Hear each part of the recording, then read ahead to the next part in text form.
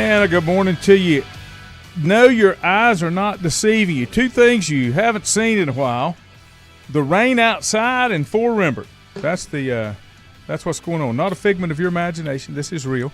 Juju is on the screen here with us, but he hasn't joined us. He'll be joining us shortly, and glad to have you guys with us here on a Friday morning. We talk, but we haven't done this kind of thing in some time. A lot of things happening, changing. Third-round high school playoffs, for one thing. Yep. And big game for the Maiden Blue Devils tonight, travel to Newton. Yep. I don't think Newton gets within 2 touchdowns. No, it's going. I think Maiden's going to play really well. And next week, different story. Yeah. Yeah. Well, I mean, it is what it is. Lincolnton, we'll have that game on WLON. They travel to Mountain Heritage. I think this ends their playoff run. Of course, I think they've went further than they thought they would too this year. Jaden Angle has kind of brought that program back a little bit, and Mountain Heritage is going to be a tough out. And they always East are. Lincoln travels to Crest. That could be tough. It's going to be a tough game. It's a good night for football. And the winner of that one gets the winner of South Point Monroe. Yeah. I mean, it just keeps getting better. Yeah. And that's the way it's supposed to be. You know, the first couple of rounds, the way they've done the new classifications makes it, maybe a little uninteresting, a little uneventful. Yeah. With buys and some teams being like 3 and whatever. But I don't like the buys. Right. Now we're getting into it. And the 8A gets another bye to get it to finish up right. Good morning, Bob. Glad to have you with us. Stephen, Nathan, good to have you. Cody, my man Tyrone is in the house this morning. But high school football starting to wind down just a little bit.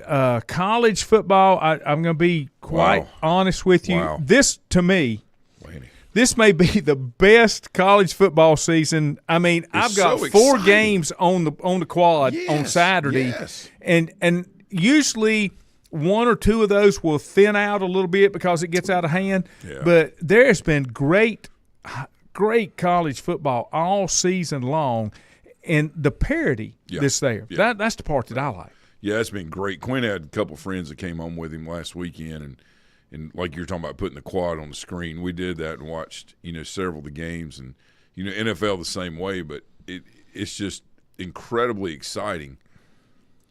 Just the dynamic of college football right now, the way that, the way the games are playing out. You think about the Georgia, Texas A&M, Alabama, Oklahoma. And then we look and have teams 1 and 2 as Ohio State and Indiana. This is not what normally happens. And just the shuffling of coaches. I think a lot of times when chaos ensues, there's a reason for it. And what happens is the cream always rises. Yep. And, you kind of flush everything out, the good, bad, the ugly, whatever. And you work to improve it. And, us being able to watch college football and even NFL football this year to some degree, with the Patriots being like dynamic, amazingly dynamic, just flip it back to college football. Where's Lane Kiffin going to end up? I think he's going to Florida. I don't think he's going to LSU. I don't think he goes to LSU either. I think that's too much of a tire if fire he goes at all. On. Which, I mean, he probably will. You can't take generational changing money. That's going to take. But Ole Miss has said they'll match whatever they get. Oh, and they should. And here's the thing: what would you do if you were in that position? I go back to Roy Williams. Roy Williams could have had his own dynasty at Kansas, and he did for a little while, right? Yeah. Without coming back to North Carolina, because he's always going to be in the shadow of Dean. Right. Period. Yeah. I get what you're saying. I think that was more of a coming home. For him, where in Kiffin's case, he's got. I mean, does he get to come in like he did at Ole Miss? Does he go to Florida or wherever he ends up? But does he go? Does he go NFL? And that's what I'm saying. Don't forget, he was the Raiders head coach at like 30 years, whatever it was, years old. Too soon, yes. But, like Tennessee. Right. But it's like that piece that's on him on ESPN, about his life and about he's matured. He is a totally different man. Yes. I say person, he's a totally different man than he was, which, I mean, we all grow and mature and, we try to be better at what we are and what we do and who we are. And, we have setbacks and then we, try to improve, things like that. But I think the most important thing, that I see with him is he is truly, I think, going and being under Saban for a few years and being with he Kirby resurrects Smart. a lot of careers. Right. Sarkisian, that's another one. Well, how about the gentleman that was the head coach at Mississippi State years ago that basically Saban said, hey, look, if you come here and work with us, you're going to come in as, basically just – you'll be paid, but it's going to be lower level. You're a consultant. Yeah, that's what you are. And you're going to work with kids at the camp. You're going to take them swimming. Yeah. He said, but what we're going to do is we're going to build this thing back up to get you an opportunity, but we're going to start at ground zero because you got somewhere and couldn't sustain it, so we're going to make sure the foundation's good. Have you heard what Saban said? His name gets kicked around out there. Danny, good morning. Kerry, Mike. His name gets kicked around, and his only comment has been – I cannot remember what his wife's name is. Says, Miss Terry. Miss Terry, please don't tell Miss Terry how much money we're talking about. Yeah, right. Because right. He doesn't want her to know. I think he's enjoying what he's doing. Christy, good morning. Glad to have you. Yeah. And what's fun about it is you get to listen to him, and it's a great entertainment show, and he is actually pretty funny. Like, he'll say stuff. He really is. He's got but the thing about it is when he starts talking and getting intense, that's when people really need to dial in that love football and want to understand it at a deeper level, because he really, really dives into some things that people don't think about. I think there was some stories from former players that, and I'm thinking it's Saban because I saw it on Dan Patrick, that were talking about, so tell us about D's nuts. Because Saban would do that joke with the players, and it was so out of character – for him. And you found out, especially after he quit coaching, got on TV, he's really human. Yes. Now, Belichick, he still can't quite get there, but Saban has. Yeah. And I think he's been a great addition to college football as far as from – very helpful. I think I say this, Lanny, you talking about how great this season is. I don't say he's the sole reason for that, but I think him getting out of coaching and giving perspective – and drawing the interest, into the depths of football and why is so important, to the university, to the communities, to employment for so many people, and just for the entertainment purposes of it. I really believe that he's had, a major part of that. Yeah. And it's been exciting. Now, one question I got, I would like to do a topic, if that's okay. Here for you. Well, no, I just say it. I want to do a topic. What do you think about Coach Sweeney at Clemson? Like, where do things go from here? I have always been brutally honest as I can. Yeah. Okay. I'm going to give you what I think's going on. Mm-hmm. Okay. I think he is struggling a little bit with his identity. Mm-hmm. I think he's lost the locker room. I'm not the only one. I don't think he's got the cohesion of the coaching staff. I don't think he's got the best coaching staff. I've said before, I don't think he hires coaches. If I were in his position, if I were any coach at a major player, okay, I'm going out there and I'm getting the best coach that I can find because they're going to come to coach with me. Mm-hmm. I think he finds people that he thinks he can more direct. I've told you this. I've told Andrew this. I don't see a headset on him. When I watch a Brian Kelly, when I watch a Ryan Day, when I watch a Lane Kiffin, they're not in the offensive huddle. They're coaching. They're head coaching. They're managing. They're CEO. He can't do it. He's got to have his fingers on it. I like him. I like what he's done for the program. And here's the other thing. I have never felt like we're Ohio State, we're LSU, we're Alabama, that we're going to contend for a national championship. For me, I want 10-plus win season because we're capable of doing that in ACC because it's weak. Yes. Okay? Yes. I want a playoff shot every year. Every year, we should be able to compete and win the ACC and get a playoff spot. Right. What happens from there – well, there's not anybody in the stands that won't take that. But this nightmare that's going on this year, getting beat like you're getting beat, like you don't know where you're at and what's going on, that's not good. So where do you think it goes? Like, from like where they are, do you think? I mean, obviously he's going to stay. Yeah, they can't get rid of money's too much. But what do you think he's like? Where do you think it goes from here? Do you think they resurrect and turn the corner and finish 1 or 2 in ACC next year, or there's got to be some major changes made? You know how when a lot of times when you can't make that head coaching change, the directive comes down that, well, you're going to make this coordinator change you're going to make this position change, and you know what I'm saying? Right. And I'm not sure if Dabo has been beat down enough this year to where he'll listen. The best thing that happened was when he went on his rant and said, they don't want me to be here. All I do is win. And then he got his rear kick from Syracuse. Embarrassed at home. Yeah. They haven't had the kind of losing record at home they've had. I mean, they've broken 30- and 40-year records. Yeah, right. So maybe he's been humbled to figure it out. I'm completely fine with Dabo if he just comes into the current 21st century. He's not there. You and I talk about this. I don't like NIL. I don't like the portal. It's the rules that we've got. We got to play by them. And if you think you're smarter than everybody else, if this year doesn't show you, then you're going to have to change. Yeah. And I don't think that Belichick went completely the other end of the spectrum, brought in 70 kids and tried to build a program. Can't do that. You bring in and fill in holes and build depth is what you do. See, I think, you talking about like I agree with Coach Swing, like the assessment there, of where things are and how he may need to just continue to adapt and evolve with that. When you've been successful a really long time, the one thing that I think you run into is not really comfort, but just a way of doing things. And it's like you said. I've always done it this way. That's right. And he built his whole reputation and his whole record on recruiting, and that's not where it is now. Right. No, it's not. And years ago, I was head coach up in the mountains, and, they'd been to, I think, one playoff game in the history of the school. And, I was asking about some things like, what about this? And it's, well, that's the way we've always done it. I ain't getting it with me. And I said, well, I appreciate that, but maybe that's why we're not taking the next step year in and year out and improving. So this is what we're going to do. Mm-hmm. You can't do that here. Yeah.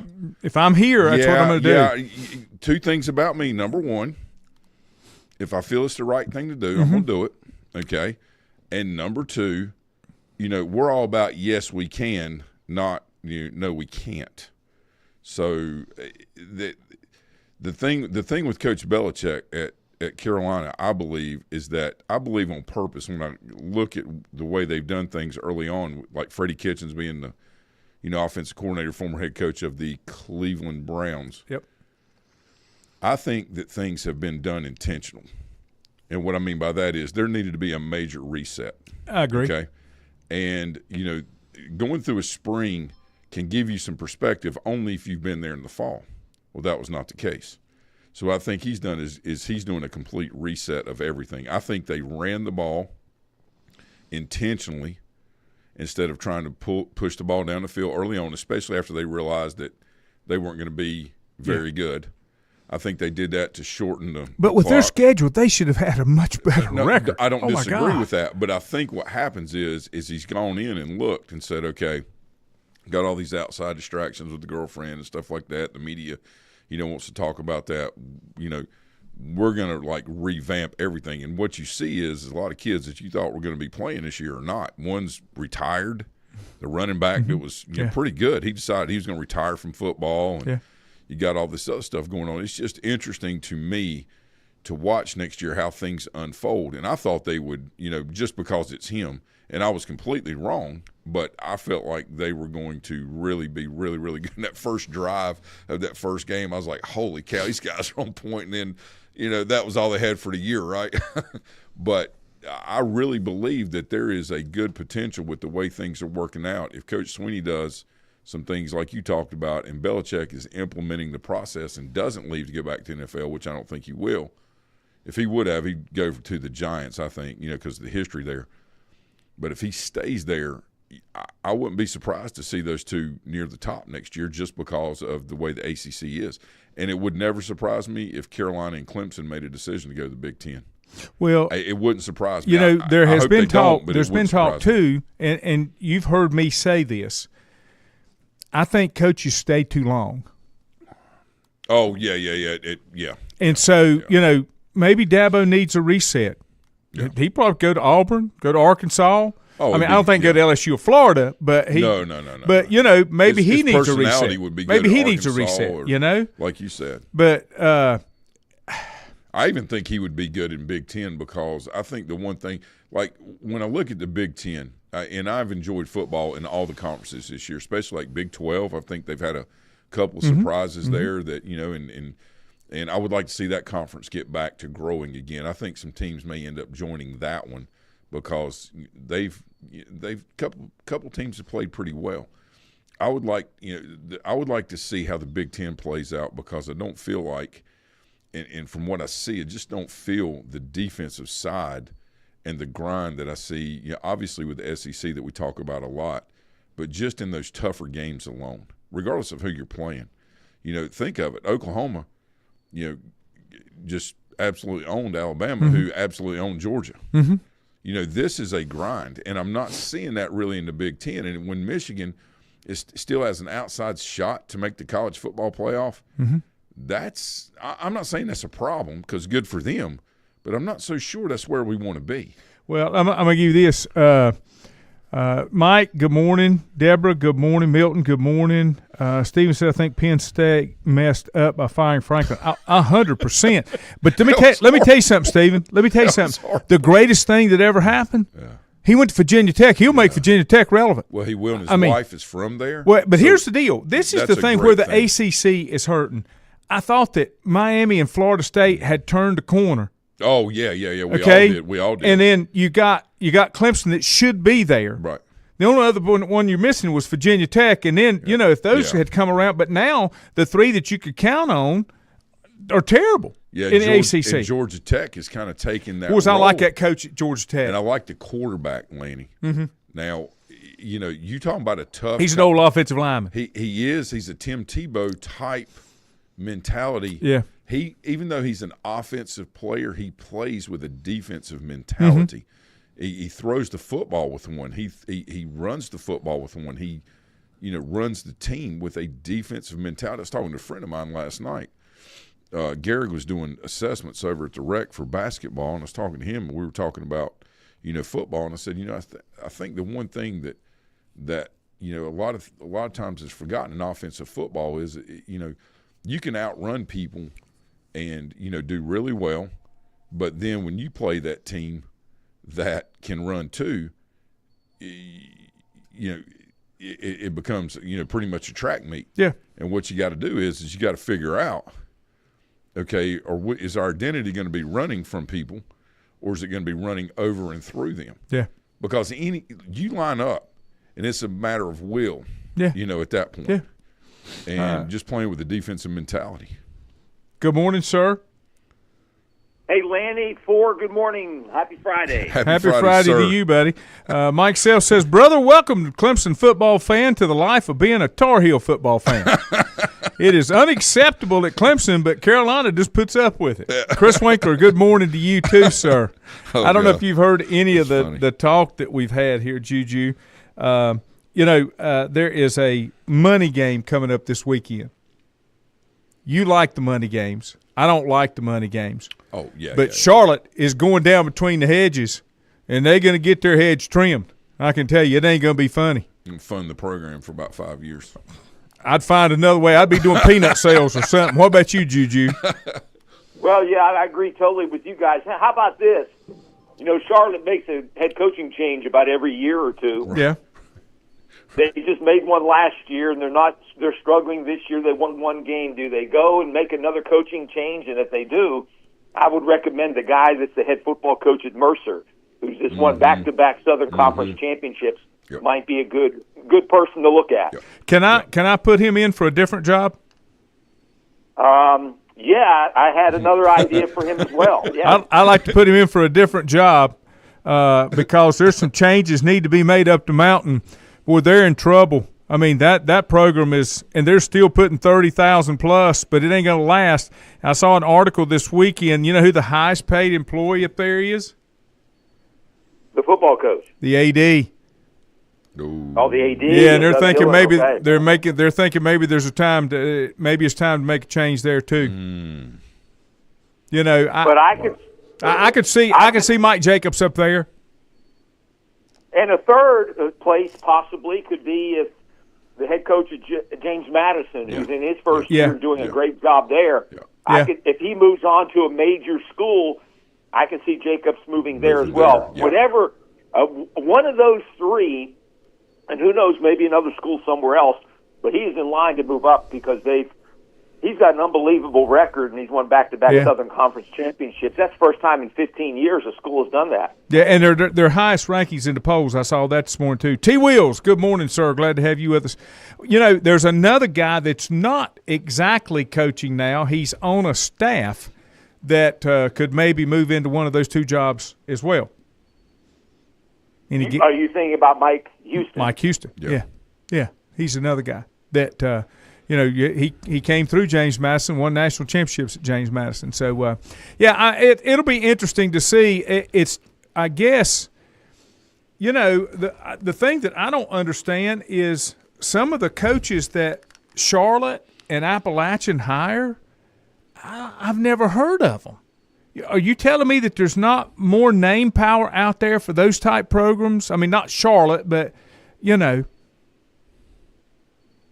Brad Lambert, I still like Brad Lambert. Brad Lambert still did better than anybody else that's ever been down there. Yeah. So over a long period of time, and he started it from scratch. That's right. Did they go get Sean Elliott, Juju? They'll have to make an AD change because he had that shot, and I don't think Sean Elliott would go to work for him. Yeah, well, no, that's what I'm saying. To your point earlier that they may make that change, I just know that. Wow, that guy is like he's. I know he's super intense, but he is Appalachian football. I mean, I've coached two kids that have played for him, and both were offensive linemen. One at Maiden and one at Irwin High. John Holt and Matt Eisenhower, and they say that they were dialed in with him from day one. Yeah, great. And I think it's one of those that with what he's got, I think that's what that community up there needs. They need it. Did you catch us up on Lenore Ryan? Y'all have wrapped up the season, I think, haven't you? Football-wise, I certainly have. They came back and won a thrill-over game last week, beating Catawba, and a game that went right now to the wire, and LR won the game on a quarterback sneak or a quarterback keeper with only 6 seconds left, and they won the game by, measly 2 points. But it was a thrilling game. Not the best of seasons. LR finished up at 6-5, 8th straight winning season, but I think the expectations for a better year were much higher. Yeah. But we'll see. The portal opened this week for Division II schools, and already there have been a number of players, even from LR, that have gone in the portal, starting tight end, one of the starting wide receivers, one of the defensive linemen, and a backup quarterback have all gone in the portal for LR. So, again, we talked about this last week, Lanny.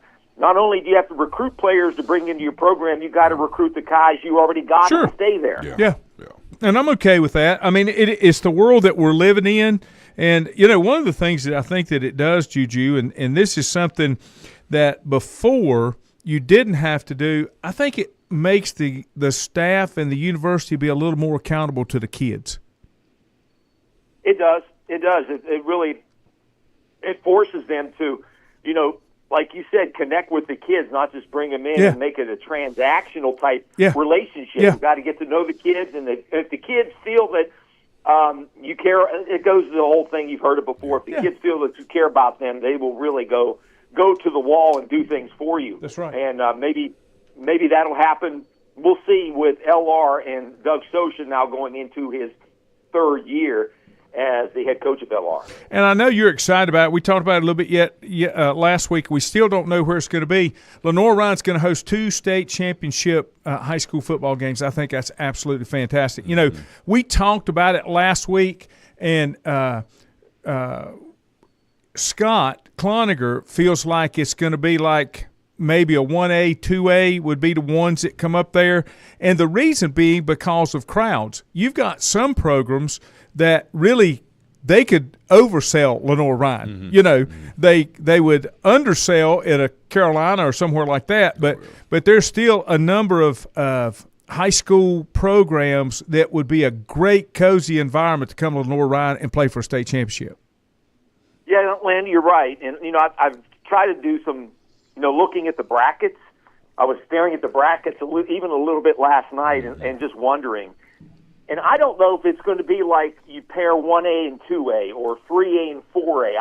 I have a sense that it might be like 1A, 6A or 2A, 7A, something like that, because some of the schools, especially in some of the lower divisions, they're 5 hours, 6 hours away down on the eastern coast. They're not going to come all the way to Hickory. Well, but on the west side, you got the same thing. I mean, you've got a Murphy, or you've got a Hayesville, or you know what I'm saying, Franklin. Those schools, that would be a great trip to Hickory. I think, yeah. I looked at, I guess it would be the 4A playoffs. You got schools like Brevard, Burns, Newton Conover, Maiden obviously play tonight, Stuart Kramer, High Brighton, and down east you got schools like Central Davidson and Reedsville. Right. And I could see that happening. So, well, let me tell you a secret. Let me tell you a secret about the Reedsville, and I think I heard this right. They'll always be at Chapel Hill because I think somebody that's in charge is an alum from there. Well, that's what I've been told. I don't know that. I might be speaking out of turn. I mean, we're not as close as we used to be. Morning, Travis. Well, how about 3A? You got Mountain Heritage, Lincolnton, West Davidson, Shelby, Mount Airy, and down east you got schools that are not far away, Walkertown and some other schools like Eastern Randolph. Yep. So that would make sense a little bit. And then, some of your, I don't know, you're going to have your big city schools from, say, Charlotte and Fayetteville and Asheville. Are you going to have them go all the way to Chapel Hill, or are you going to have them come to Hickory? I don't know. Oh, I know. Yeah. I don't know what's going to happen. What else you got going on, sir? We're getting ready for a big basketball tournament this weekend over on campus. The Bears, who are ranked 19th in the nation, they have a doubleheader. They play tonight and again tomorrow. I'm not so sure with high school football tonight, and the Hickory Parade going on as well at the same time. That's going to be something that sports fans are going to be, eyeing. But that is happening. Basketball season is quickly upon us, and we're kind of in the transition, Lanny, with that going on. Hopefully we'll have some news on the high school football state finals. If not, next week, maybe after Thanksgiving, on the Monday after Thanksgiving. So we'll see. But right now everything's kind of transitioning. I just been following the stuff with the portal and college football coaches moving and coming and going. That's going to be interesting, especially after some of these big rival games and we get past Thanksgiving. I also saw, and you can give me some more details. I didn't really understand everything that I was reading. There's a huge fundraising and expenditure thing getting ready to go on with the student union and some things at LR. Did I see that? Yeah, capital campaign. Okay.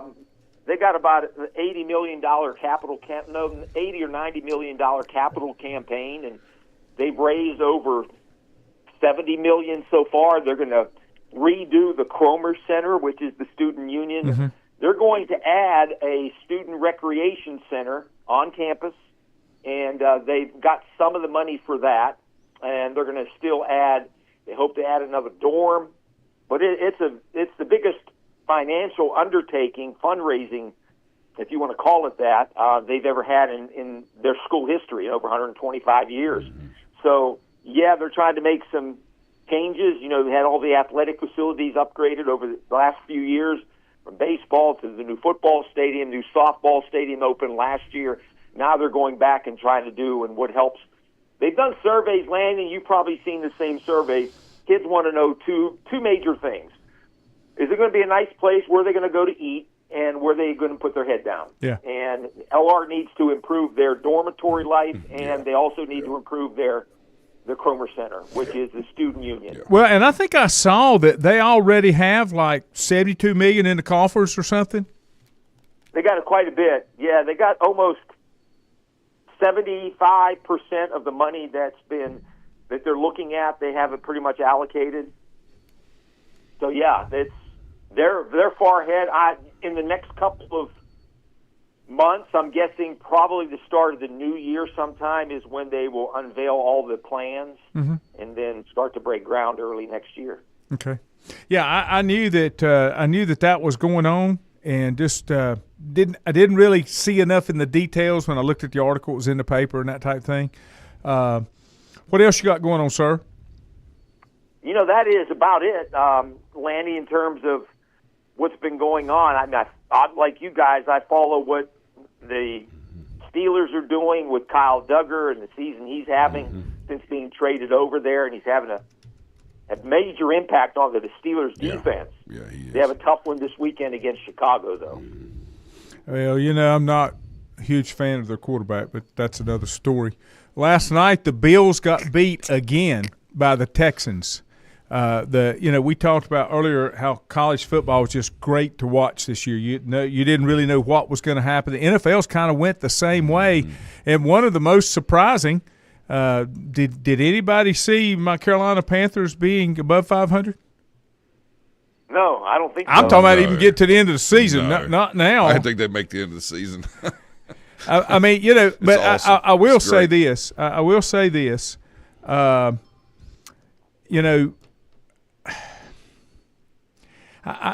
Bryce Young does what he can do.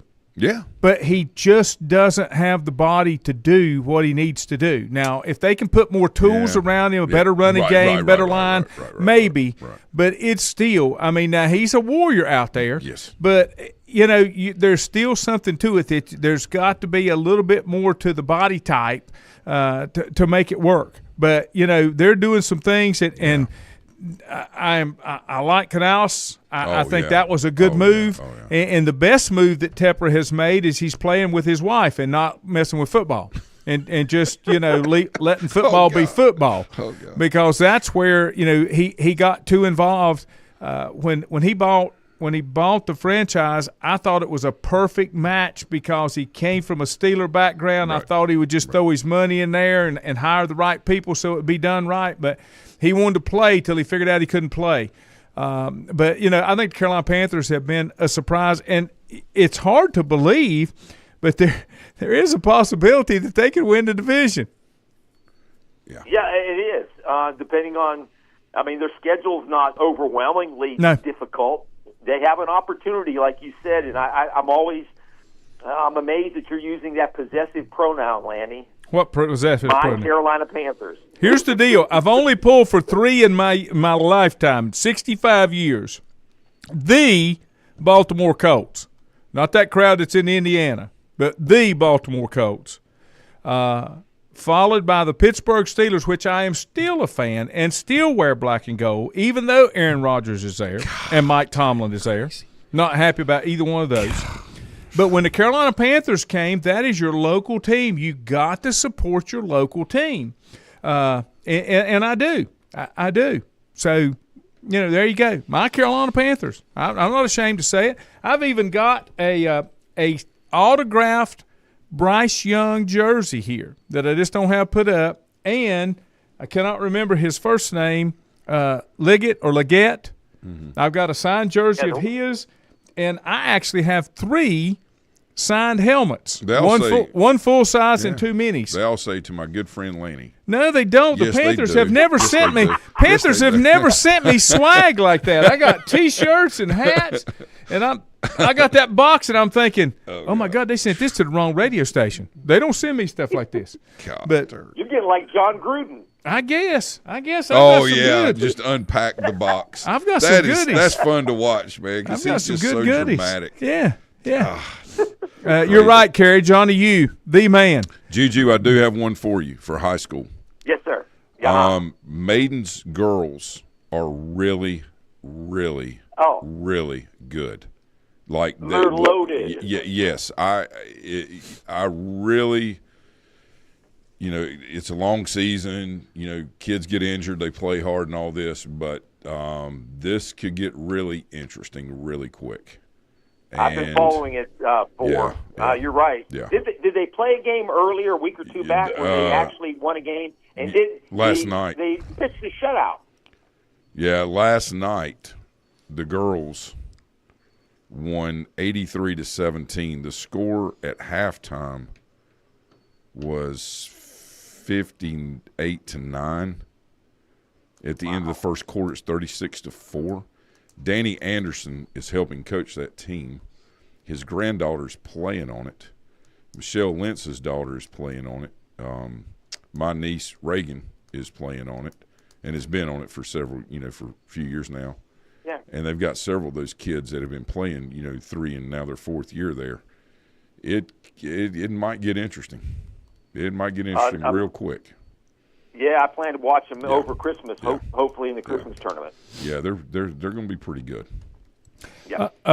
One more Lenore Ryan related topic. I don't know how much you know or how much you can say, but I saw some news with Coach Lentz with some health issues. Any updates there? No updates, Lanny. He is in Baptist Hospital in Winston-Salem. Had a stroke a couple of weekends ago on a Saturday morning. Suffered a second stroke a few days later, and he is now still in hospital. He's resting. I don't know the update, but he is right now. He's after having 2 strokes in a couple of weeks. You can bet that it's kind of tough right now, and for the entire and anybody that's followed sports or basketball in the Catawba County area over the last 20, 30 years that have heard of John Lentz. So, we're wishing the best for he and his family and praying for that, and hopefully he can turn it around and recover. But, it's thoughts and prayers indeed for Coach Lentz. I got a few minutes before I got to get out here. Some of us have to really work. Some of us don't just get dressed up and go to the office like others. But I got a real job I got to go do. So I've the latest college football rankings. I just want to get your take. The top 12 would have to change a little bit because there's not an ACC member in there. There's got to be at least one. But most of the top 12, I'm completely fine with. Ohio State, Indiana, A&M, Georgia, Texas Tech, Ole Miss, Oregon, Oklahoma, Notre Dame, Alabama. That's your top 10. That's pretty freaking good. That's pretty good football right there. Then after that, you get BYU and Utah, and then Miami's the first one out, and then you got Vandy at 8-2, Southern Cal, which Lincoln Riley's made a tremendous comeback there. Oh yeah, it's been great. And you got Georgia Tech at 9-1. So I'm thinking it's going to be Georgia Tech and Miami for the ACC championship if it plays out that way, and one of them will get the nod. But other than that, Texas doesn't need to be in there. Michigan doesn't need to be in there. Tennessee doesn't need to be in there. And you're going down through the list. This thing for me this year has pretty much worked itself out like it should be. I'll take that 12 teams. Yeah. Like I say, you got to get an A. And I'm not saying that one of those AC teams are better than BYU or Utah, but they're going to have to get in there because they got to have a representation. But that top 10 is pretty flipping solid. It is, and it all goes back to the portal and NIL. It's leveled the playing field for sure, Lanny. We talked about it for years. We went back 3 or 4 years ago, even right out of COVID, when we thought maybe there were 6, 8 teams that could vie for a national championship. That is leveled out. There's much more now that have a chance to make it all the way to the national championship. Now, I still don't think I don't think anybody's on the same platform as Ohio State. Yeah. And I despise them, and I don't like Ryan Day, but I don't think anybody's on that level. But, they are who they are. But who gives the most trouble if they get into any team is Georgia Tech. Yes. They do. Yes. Because they are just ground and pound. And they're unknown. And so tough. And Their offensive line's a motor grader unit. Yeah.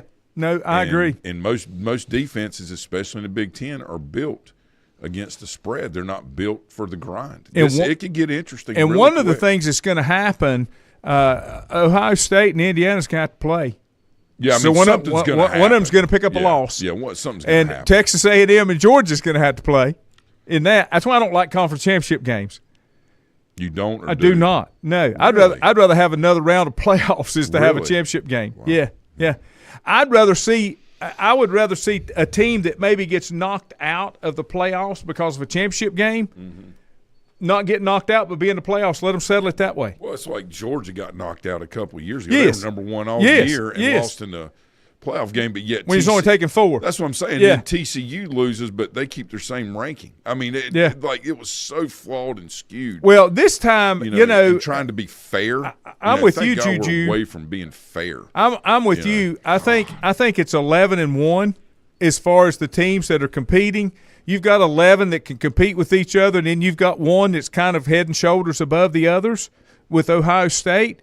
But college football has been some of the best college football that I can remember in a long time. And I hate to say that it's because of NIL and the portal that's brought about the parity, but if that's what it is, I'm loving it because I don't want to see this dominance.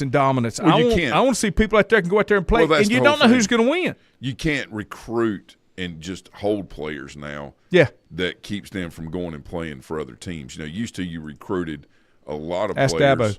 Well, you just recruited a lot of players so they couldn't go anywhere else and play against you. Yeah. And you can't do that anymore because kids can leave. So that's where the parity is. The teams don't have as much depth as they used to have. That's right. That's exactly. Or if that depth is there, you have freshmen and sophomores. Exactly. And I'm going to give you – I'm looking through the schedule. I'm going to give you the best game of the week. This week. This Saturday. Okay. And then I'm going to give you one that I think is going to be an upset. My upset special. Okay? The Volunteers have got to go to the Swamp. That's my upset special right there. Interesting. I'm picking Florida. That one is Tennessee's giving 4.5.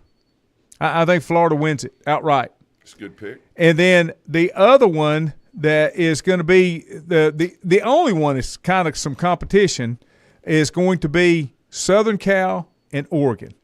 That'll be a good football game. Great game. That'll be a great football. That's a 3:30 game. That's in Eugene. That'll be a great game. The other games, there's nothing there. This is a game that should have been headline, and it's not going to be. Marshall is at App State, and nobody cares. Yeah. Eastern Illinois is at Alabama. Woo, let's go. The 49ers go down between the hedges to take on Georgia. Yeah. Now, Missouri and Oklahoma, but that'll be good. No, Drinkowitz will just get it handed to him. I hope he gets it handed to him all day long. Lenny, I know how you feel about him, but they play pretty hard. They scare people. Yeah, that's a good way to put it. They scare people. Right. That's a good way to put it.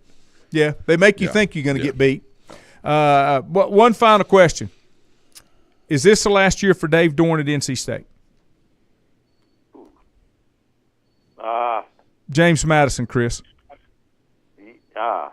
Maybe. I heard that guy, that the head coach at James Madison in his first year could possibly go to a FBS school. You've heard some smoke. Yeah. There's been some smoke there, but I don't know if they make the change or not. He's been there for a while. They've been solid, but not spectacular. Well, the problem they have been, how do I want to say this? They've been mediocre. And the thing that's kept him there, this is coming from alumni that I've talked to. He runs a really good program. He graduates kids, you know what I'm saying? And he beats Carolina on a regular basis. He does. And he keeps them above 500. But this year, he's got 5 wins. He's 5-5. And East Carolina's 7-3, and that's not helping their situation. Yeah, and he's still got to play Florida State, which is this weekend, and then plays Carolina. Yeah. And that's going to be 2 mules fighting over a turnip when he plays Carolina. When East Carolina is any good at all, and they can start revving things up against State and, Duke and Carolina, things like that. It gets contentious down there really quick. But I think, from what I've heard, I think they're maybe looking to move Doran into administration. Kick him to an office. Kick him to a corner office. Sure, possibly.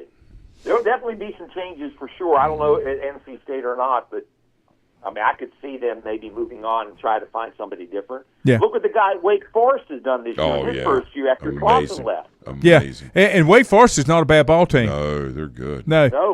What about Duke, Juju? What do you think about them? They'll beat Carolina. That's this weekend. Mm-hmm.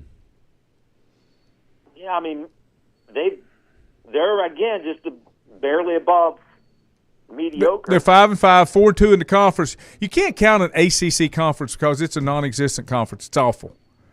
I mean, it's totally awful in my opinion. So Will James Franklin going to Virginia Tech change anything? Yeah, well, I told four. It'll up the level. I told four. Yeah. I thought when they made the hires and changes at Florida State and Miami that those programs would be coming back. They're going to have to do 2 Clemson more. at that point was where they should be. Right. The only missing piece was Virginia Tech. Right. James Franklin will be competing for an ACC championship within 2 years. Yep. Because he doesn't have to play Ohio State, don't have to play Michigan. I mean, I think it's like what we were I talking think it's a about great just a minute hire. ago. Yeah, I mean it is, and what's happening is these guys are starting to filter in now that have a lot of coaching experience and a lot of, I say prowess, but right. Think about if NC State does make a change, they're going to go out and find somebody that's pretty good that's on the block, Right. And so it's going to take the program to the next level. The thing with Manny Diaz at Duke, he's recruiting those kids. They're Stanford type, program, right? Just East Coast Stanford. So. Anything is possible with that, and they've won some games, in the last couple of years that they shouldn't have won, or I say shouldn't have. That you look on the schedule and they're competitive in a couple that you think they wouldn't be. I think Miami and Florida State, if they can get those things right, and Georgia Tech is so heavily discounted in this thing. Gary from day one, even in the summer, and he told you and I this. He thought Georgia Tech was going to be the ACC champion. Yeah, and they are. That's right now. But you know what I'm saying. I mean, I don't know how to finish out, but I think the point of all that is some of the traditional schools that we think will be in the top. These bottom ones that have moved up are really pushing them hard. Well, to raise the bar. Here's your top five in the ACC: Georgia Tech 9-1, Virginia 9-2, Pittsburgh 9-3, SMU 9-3, Miami at 8-2.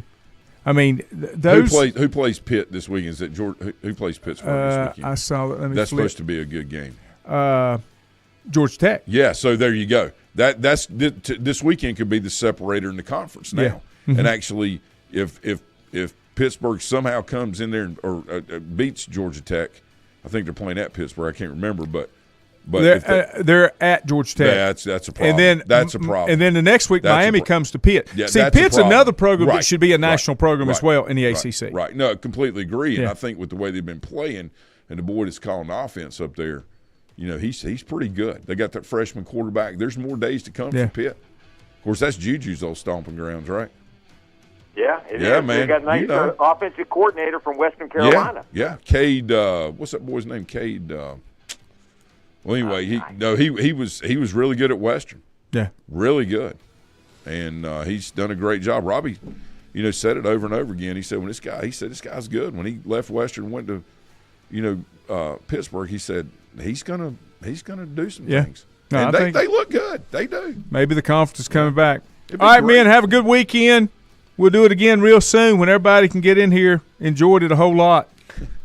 All right, Lanny. You guys take care. See you, Juju. See you guys. Y'all have a great weekend. Bye-bye. The guys will be in here. They'll wrap up high school football in the morning. Don't want to miss that. 8 o'clock, bright and early. And don't forget, if you want to hear high school football, Lincoln at Mountain Heritage tonight, 7:15 airtime.